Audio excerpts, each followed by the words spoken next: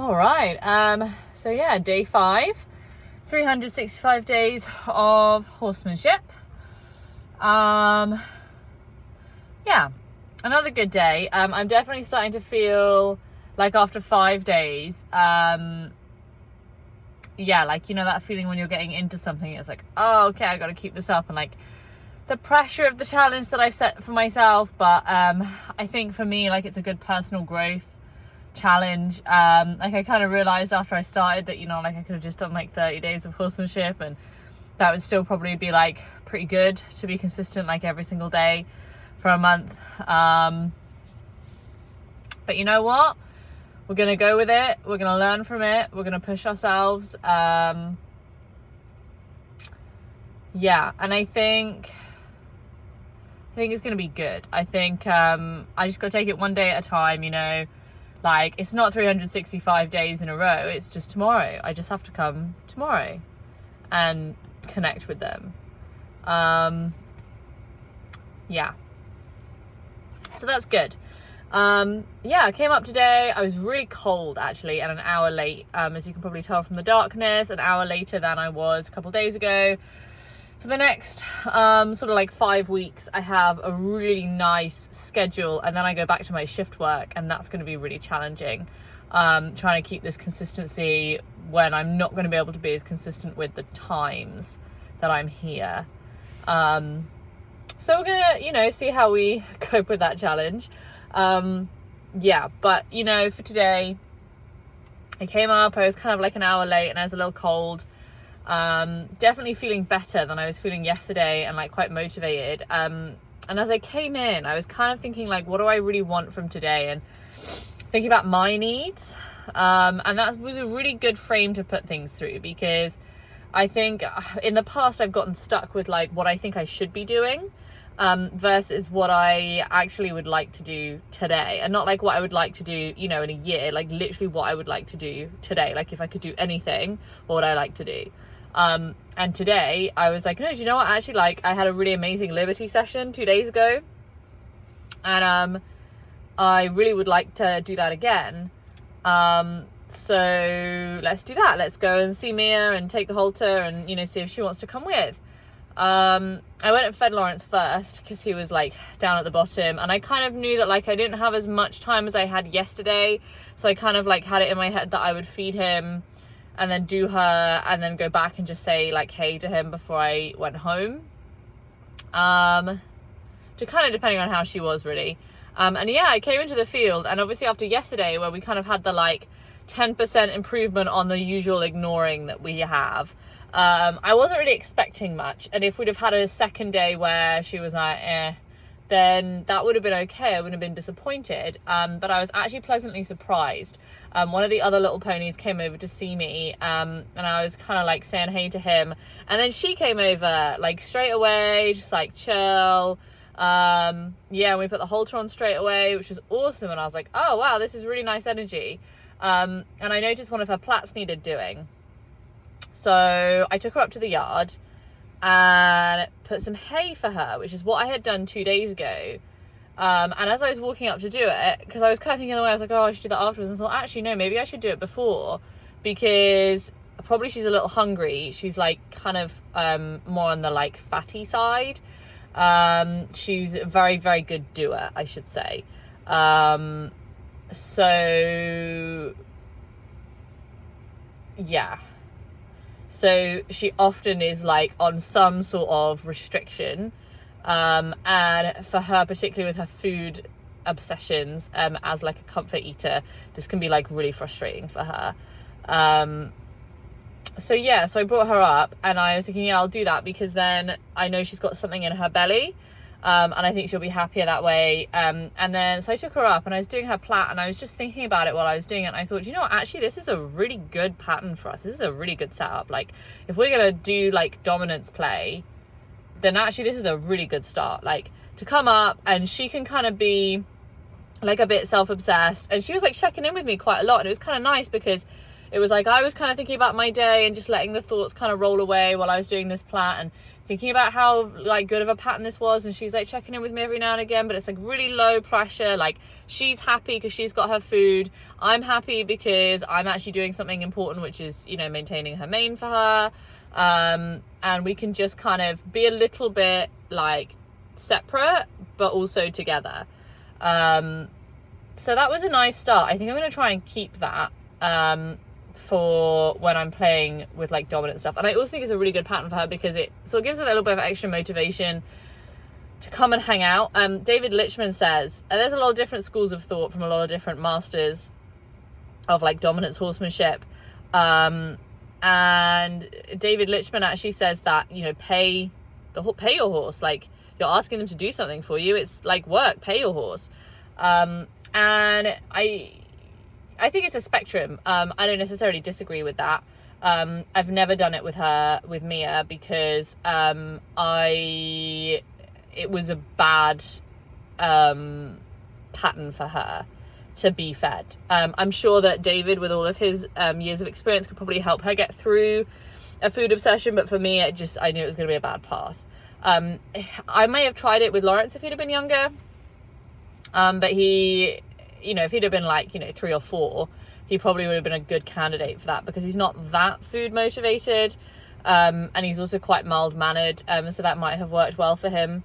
Yeah, but anyway, I think this is a good compromise on that because she's got this positive association with putting the halter on and then going to the yard and having hay. It's not really like a high value food, and it's not in connection with a certain sort of activity really. So I think that's quite a good thing to have stumbled across. So yeah, pre-play preparation. Yeah, pretty happy with that. And then yeah, I went into the arena, took the halter off straight away, and she kind of like wanted to sniff the barrels a lot today. We worked a little bit on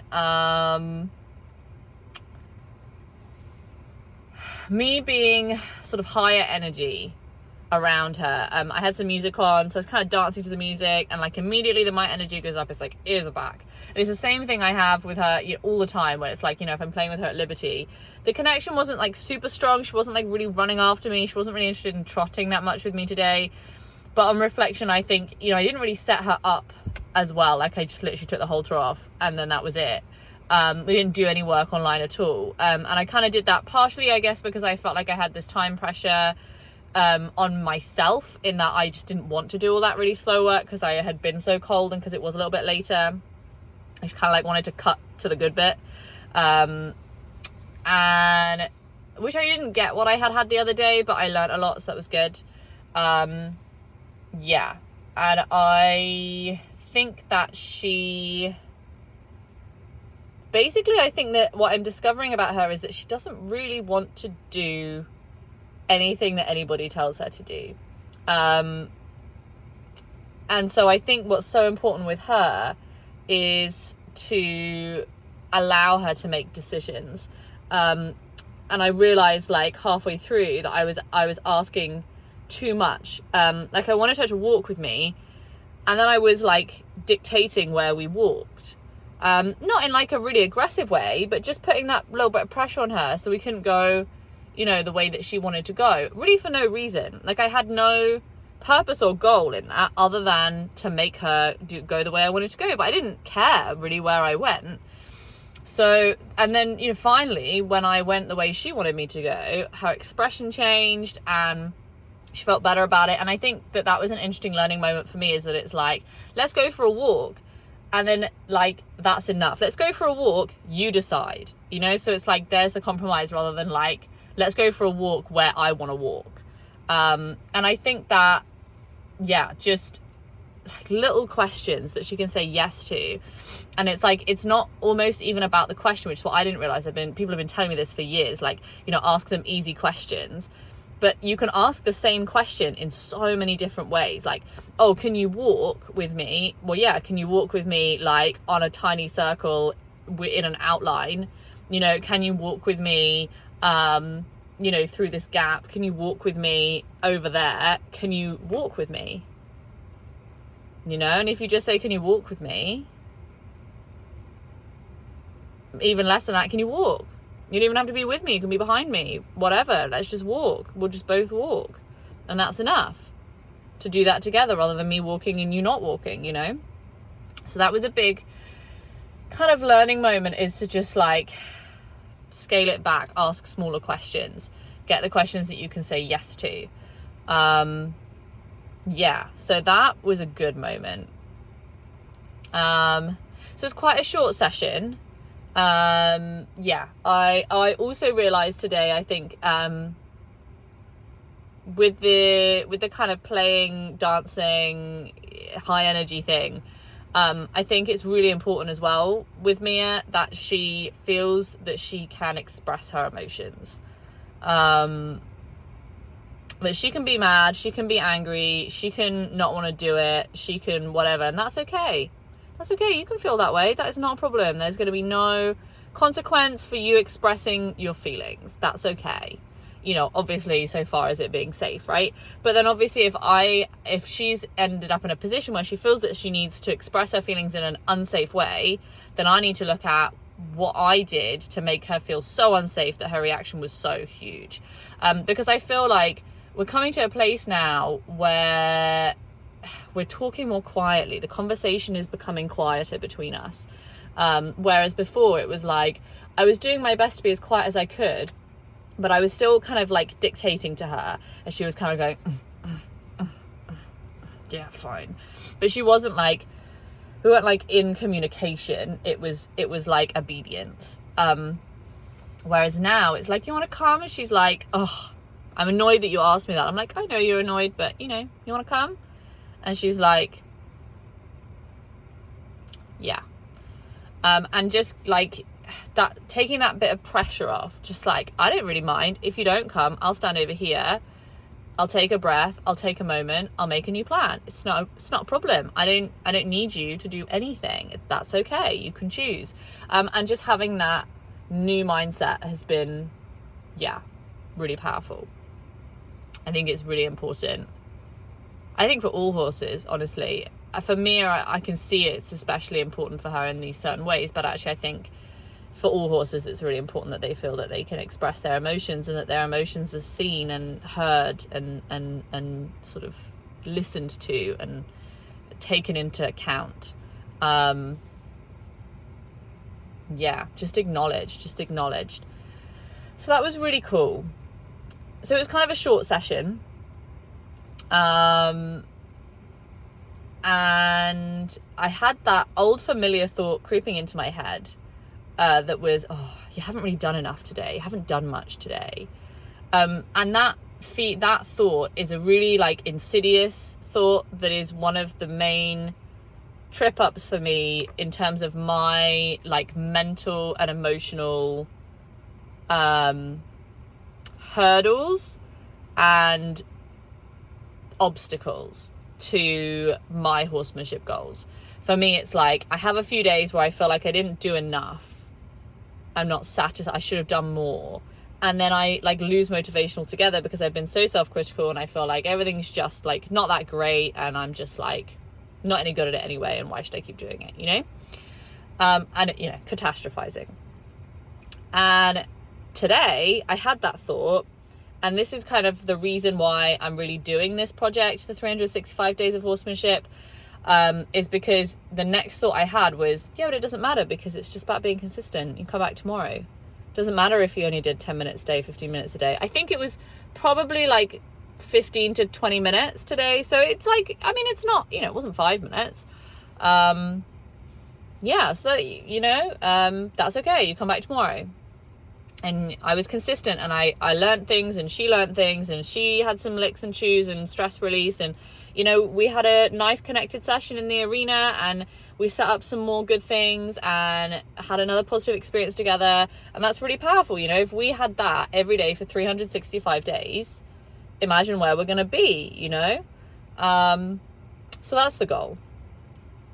And then before I left, I took her back. And before I left, oh yeah, I took her back. She wanted to eat. I let her eat like a little bit of grass just while I tied up my speaker, like literally for 2 minutes. And I took her back to the field and she really wanted to eat more grass. And I didn't pull on her. I wasn't aggressive. I just was like, no, you can't. Like, just to keep that little bit of tension, like a washing line. Just a little bit, just like a little bit of tension. Just like, no, you can't. She's like, but she didn't really like push me on it. So I'll be interested to see if tomorrow, if that's been enough for her to be annoyed and ignore me. So we'll see. And if she does, that's okay too, right? I'm okay with it. It'll be another interesting way to work with her in the field, and that'll be okay too. Yeah. So I went to see Lawrence just before I left, which was really nice.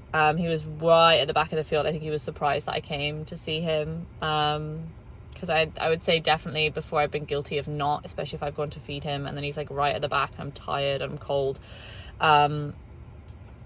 Yeah, but I really wanted to make the time to go and see him, and I was really happy that I did. It was literally just 5 minutes. I just came up and he looked like he was like trying to have a little nap on his feet. So I decided to go straight over and just stroke his nose. Just do something he really likes. Just come, be like, hey buddy, how you doing? Lots of love, lots of affection, lots of things that you like. I can't stay long, but here's like what I've got for you. And that was really nice. Just had like a really nice 5 minutes with him. Just, yeah, he was just really loving the affection, and the stroking, and he was just really just happy. Had a little lick and chew and left.